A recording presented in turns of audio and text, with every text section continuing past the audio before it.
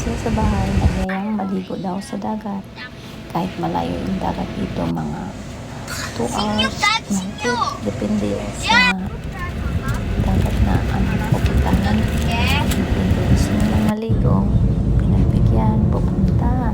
Kahit mainit ang panahon, punta kami sa dagat. Ayan, ang haba ng biyahe. Habang nagbabiyahe, matutulog muna. 1 oras mahigit, at pagdating yan na hindi mapigilan. Nilagay ko muna sila ng sunblock. Gusto na nilang maglaro.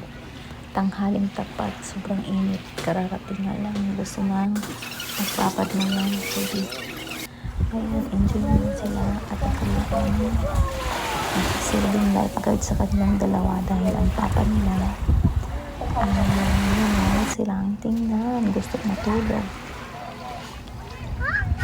Ang papa nila ay tulog. Ako na may lifeguard sa kanila.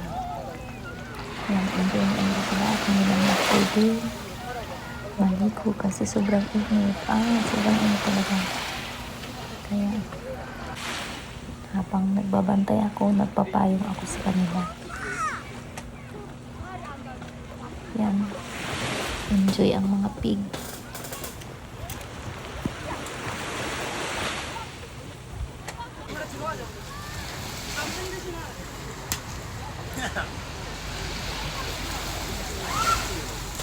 Kahit pagod, basta enjoy na enjoy sila. Okay na yan. Kaya guys, lubusin nyo na pag summer, maligo na kayo.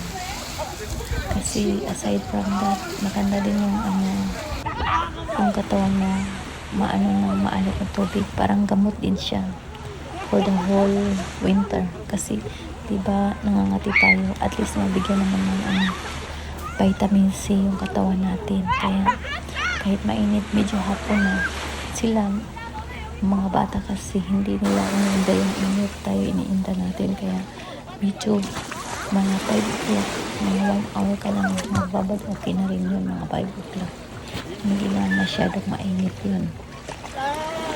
At saka okay na yung tubig. Basta yun pag ganyan oras mo dito. Ayaw pa talaga nilang magsiuwian. Gusto ko maglaro. Anong oras sila nag-start ng babalik? 1 o'clock, hindi nga kumain na. Kasi hindi daw sila nagugutom, maliligo na sila. At yung bata nila yung kamatis, bumili ng kanilang pagkain, kaya gusto nila ng chicken. Kaya naghanap ng papa nila ng chicken para sa tanghalian.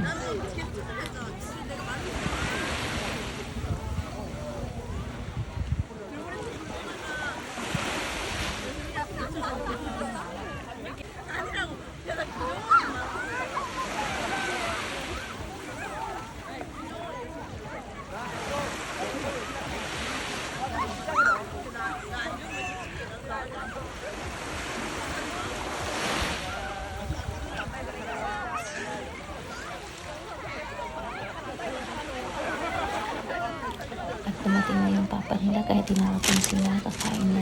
Yan na yung gusto ng kanyang papa.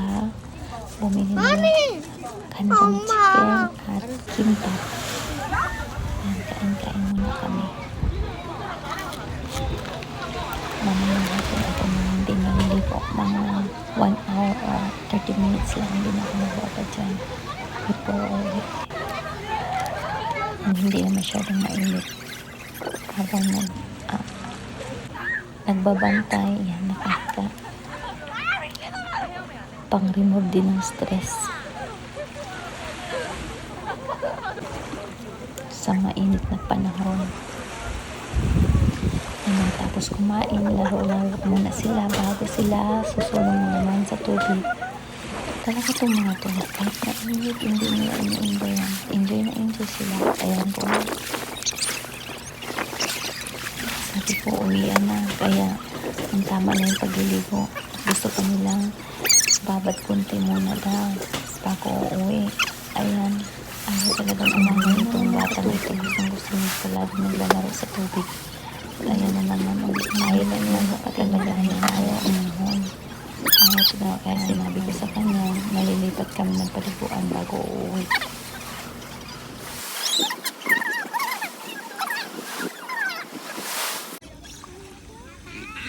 At pinaligo ko muna sila dito sa swimming pool, sa slide. Yang matanda na yan, yan ang nagbabantay sa mga batang magpa-slide dyan. Yan, na-enjoy naman nila. Kaso nga lang yung bunso ko takot. Kaso nga lang, sabi ko, try niya. Kasi ang kuya niya, iniiwanan siya. Pasaway talaga yung kuya niya. Hinayaan siya madulas. Natatakot siya madulas. Kaya pero okay din yung nasubukan niya mag-isa para alam niya kung paano niya i-balance yung sarili niya. Ayan, takot siyang bumaba. Paglalawag siya sa tubig. Pero okay lang naman yan. Mayroon naman tagabantay. Yun na nga lang. Medyo natakot siya. Okay lang naman niya. Enjoy na enjoy. At kami ay magbibihis na. Ayun, siya nga pala. Pag pupunta kayo sa showers and magbabayad kayo pag matanda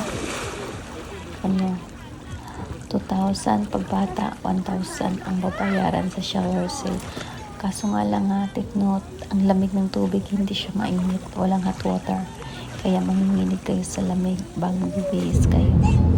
At pauwi na kami guys, at enjoy nila yung maghapon nakababad sa dagat. At ako'y pagod na habang pauwi, tulog na tulog silang dalawa. Salamat guys. God bless you all.